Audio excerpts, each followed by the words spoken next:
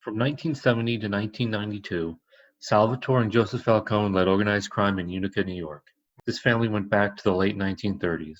They were a powerful crew of the Magadino family, known as the Arm. New York State Police arrested both men at the Appalachian meeting in 1957. This crew was made up of approximately 15 to 20 made members. One famous witness, Joseph Valachi, claimed they were a separate family. In 1972, Salvatore Falcone died in Miami, and in 1974, Buffalo boss Stefano Maganino died. Joseph Falcone was aging, and there appeared to be a leadership vacuum. Carmine Persico ordered members of the Colombo family to move in the area. Tony Falange, a top lieutenant of Falcone, began making moves and showing disrespect towards him. For example, he often failed to attend meetings or ask permission to expand the business. Someone even robbed Falcone's safe of $54,000.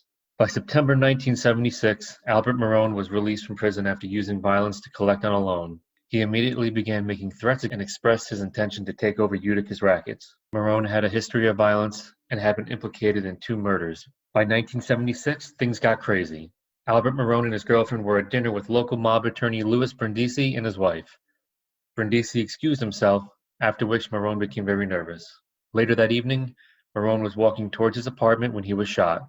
He shielded his girlfriend and he was killed. There were conflicting reports as to who was responsible, but it is believed that Donato Danny Nappy and Jake Minicone were 2 of the shooters. They were working for the Colombo family. A friend of Danny Nappy, Gregory Vita, talks about Danny's relationship with Sonny Franzese. When I asked Sonny about Danny Nappy, he simply said he's a troubleshooter. He was very good friends with Sonny at one time in the late 70s. There was a big dispute over money where a guy upstate led a group of investors into a scheme that defrauded insurance companies out of several $1 million. Sonny was going to get cheated out of his cut. There was a big sit down, and Sonny said, "Send Danny Nappy." And Danny met with him and a few other guys, and the dispute was handled very diplomatically. Danny Nappy was a stand-up guy. He's 78 years old today. He's beat 1 or 2 murder cases like Sonny. He's also has just about the same amount of time as Sonny, 37 years in jail. Stand-up guy, never told on anybody, did his time, never cried. He also suffered some family betrayal. I think he originally did 30 years on a murder conviction. Afterwards, while on parole, he was picked up on a gun charge. According to court papers that were released to him, accidentally, a family member had given some information about Danny. Did you run into Danny Nappy in prison? Yes. Where was that? And when was that? I ran into Danny Nappy in 1990, end of 1990 to 1993 in Eastern Correctional Facility in Nappaneck, New York. Danny didn't associate with too many people in the state. There really aren't too many mobsters in the state prison. We had a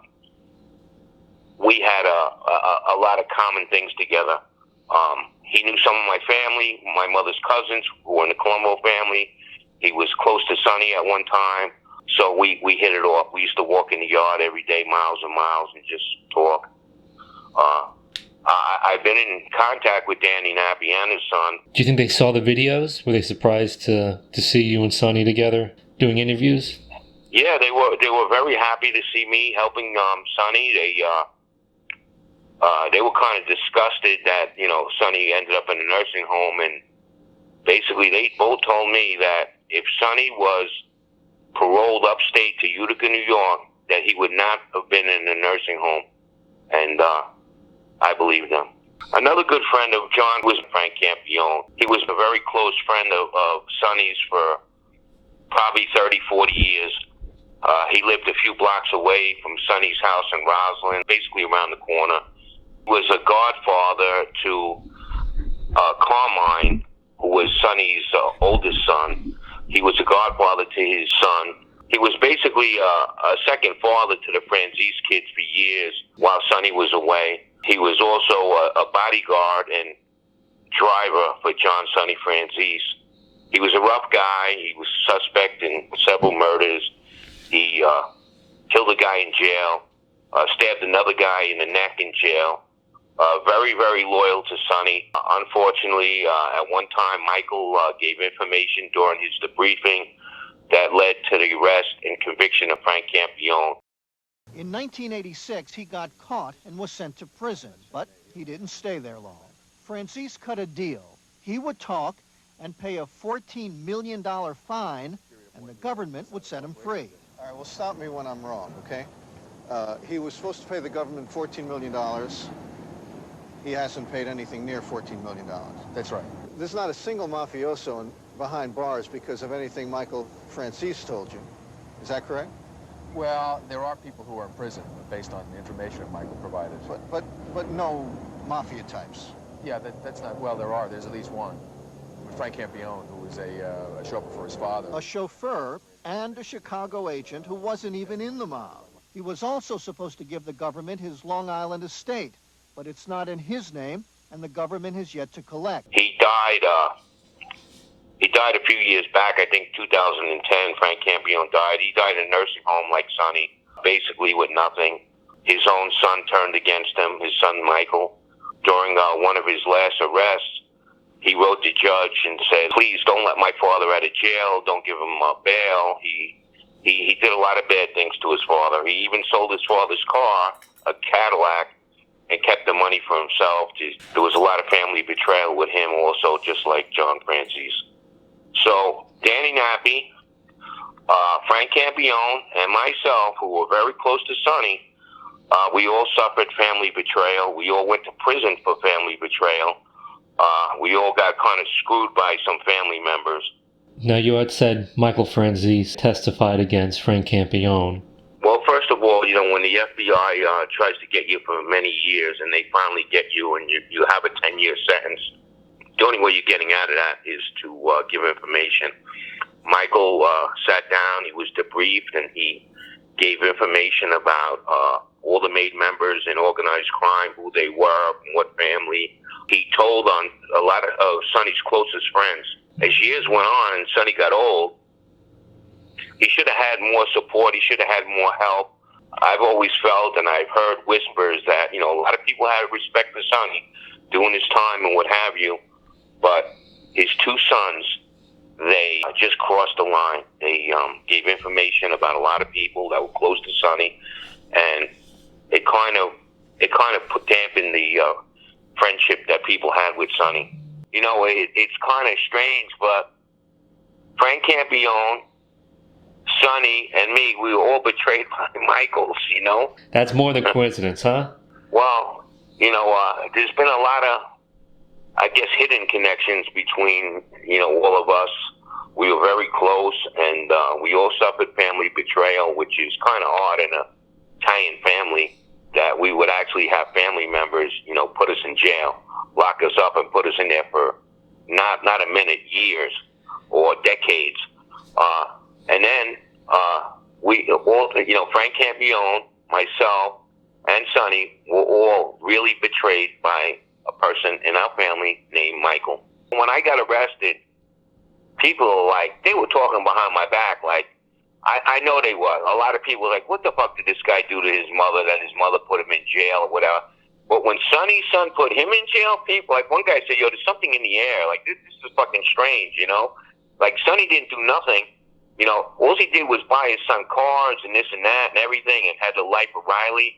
And then one day his son in jail. It's fucking crazy. And then Frank Campion, he suffers family betrayal. His son, out of nowhere, starts writing the judge these long letters and, tells the judge, don't let him out of jail, this and that, or whatever. Really made Frank look bad and probably got him more time, his own son, turning against him. And yet he was like a little rat and had, he, like I said, he sold, it said in a newspaper article that he sold his car and kept the money, There was one other thing that I wanted to add. I was just thinking about it. I don't know if I should say this too. Michael had other indictments, other cases before this, and he had a case where he brought in an FBI agent named Victor Quintana to meet with Al Sharpton, to meet with Don King, and they just happened to tape everything that Al Sharpton said. They said something like, I can get you, the FBI agent, Victor Quintana said, yeah, I can get you cocaine or whatever, like 98% pure or something like that. And Sharpton said, yeah, okay, or something like that or whatever. He said later on that he was scared. You know, he said he was in a room with mobsters or whatever, this and that or whatever, but Michael ensnared him with that, you know. Get it. You know, on 99 for about 35,000 a kilo. But I gotta get, you know, more than one. Right. You know, I mean, if we're gonna do this thing, no, you're talking about some real. You know, I mean, 10 kilograms is like, it's 350,000. No, that's a drop in the bucket. You know, we can go bigger. Every kilogram we bring in 3,500 kilos. How's that sound? So if we bring in 10, you make 35,000. But that's a check the pocket. No, he can. What he's going to do, he'll do what he must do. They can do it, you know, 100 times over. And basically, you know, how can I say it? Al Sharpton would have never, you know, gotten snared with the FBI. He would have never had to wear a wire or give information or anything if it wasn't for Michael, what he did, you know. Michael says on Valuetainment or Vlad TV that they had him all over the tape, but for some reason they didn't use it. And then he goes flips flop and goes, well, thanks to my father, I didn't say anything on the tape or something like that. But they show like a tape going, and they show Al Sharpton with a big hat on, and they were talking about like cocaine. They like he like, you know.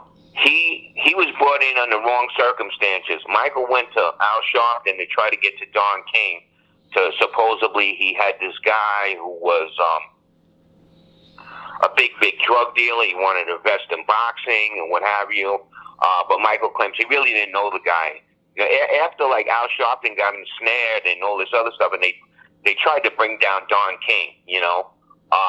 So Michael was working with the feds a long time before that. Greg, what was your relationship with Al Sharpton? Didn't you talk to him about helping Sonny? Well, I didn't, you know, I'm not going to say I was best friends with Al Sharpton, but I'll say this. I did meet him a couple of times a long time ago, knowing Sonny Franzese. I didn't know everything that was going on. Sonny, I had a hard time trying to get him out of jail, and I figured since Al Sharpton was close to Obama, that he was my only shot. I went down to see him. He didn't want to talk to me.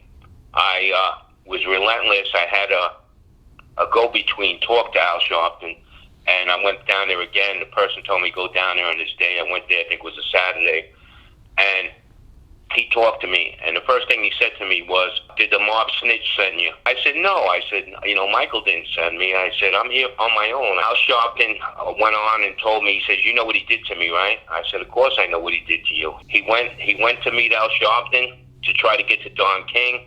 I know Michael claims that he talked to Don King and he knows Don King, but then why did he need Al Sharpton? I met with him and two other guys who were FBI agents, and Al Sharpton was recorded. And Michael jammed him up. Michael was trying to get out of another case that he had, and he was trying to get him up. That's basically as far as I knew Al Sharpton. I did get a bunch of letters back from President Obama, even when he was out of office, and his detainees were dropped. Another thing, you know, Michael, I just seen somewhere he said something about Al Sharpton. He never changed his ways, and he's doing the same thing he did when he was in a sweatsuit and he was heavy and he was running around with mobsters and stuff like that. He's doing the same thing. Michael's doing the same thing. You know, it takes one to know one. He's doing the same thing. He's been scamming people for years. For someone who might not have been related to Sonny, he certainly treated you like you were his son. What upset him the most about Michael? Did you ever have those conversations with him? You know, he forgave Michael. He raised Michael since, I don't know, he was a couple years old or whatever. He raised him like he was his own son. Michael needed more help than the other children, he thought, and he gave him more love and more attention. But a lot of things upset Sonny, but the thing that upset him the most was that Michael never helped his mother. They had a house in Roslyn. The house was in foreclosure. A friend of Sonny's named Pat bought the house. I don't think, it was like a buyout or whatever you call it. So she got some money, but not everything. And then the wife was supposed to leave the house. and she didn't leave the house. She ended up getting evicted from the house. She was living in a car. She was homeless. She died in a hospital. Michael did not ever give that woman a dime. He never did anything for her. And that not having respect for his mother really bothered Sonny. That's what bothered him the most. Thank you, Greg. You're welcome.